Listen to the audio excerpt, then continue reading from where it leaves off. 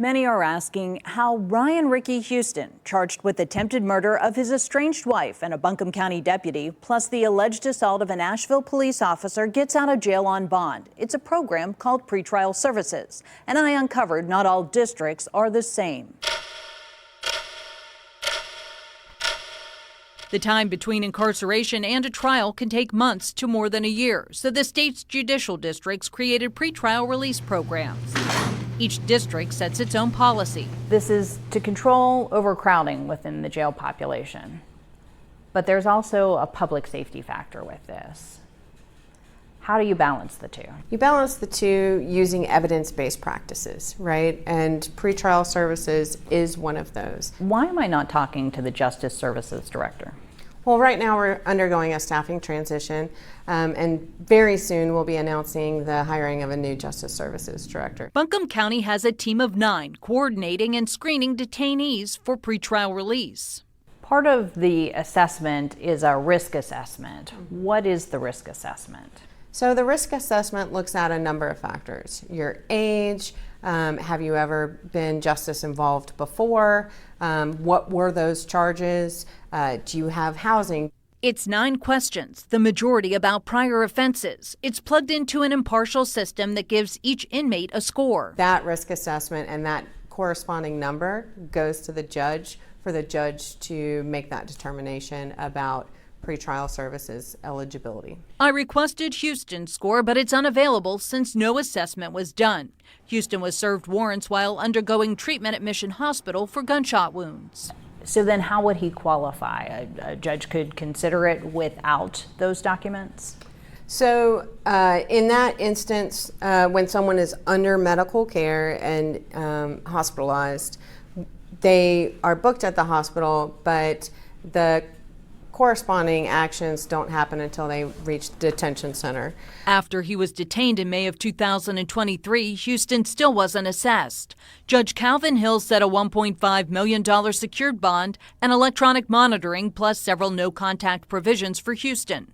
Houston met the bond and was released with monitoring. Buncombe County bond policy is set and signed by Judges Alan Thornburg and Calvin Hill. The policy reads a defendant charged with a non-capital offense must have conditions of pretrial release. Judges have 5 choices from a written promise to electronic monitoring. Again, each district sets its own policy. I found districts where Houston would have been ineligible. Mecklenburg's district has 2 pages of charges ineligible for pretrial release, including attempted murder. In Durham, more serious felonies require referrals.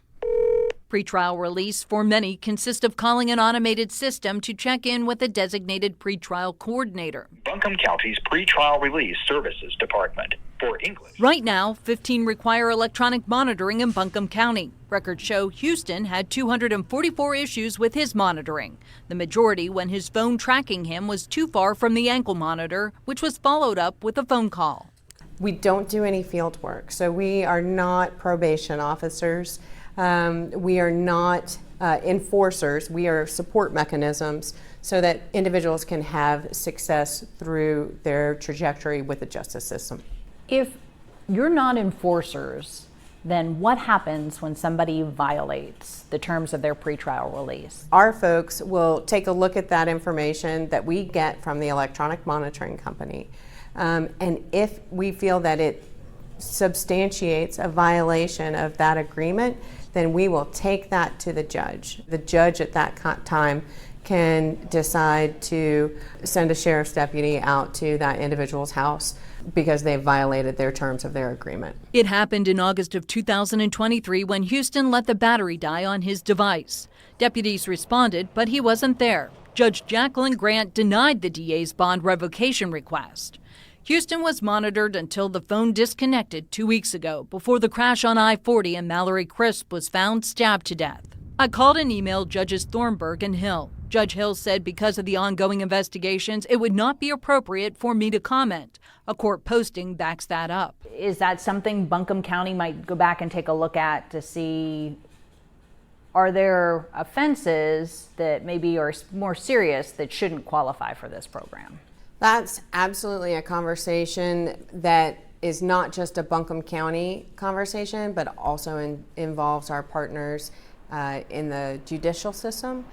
Buncombe County has an internal investigation. The State Bureau of Investigations is also examining pretrial services at the district attorney's request.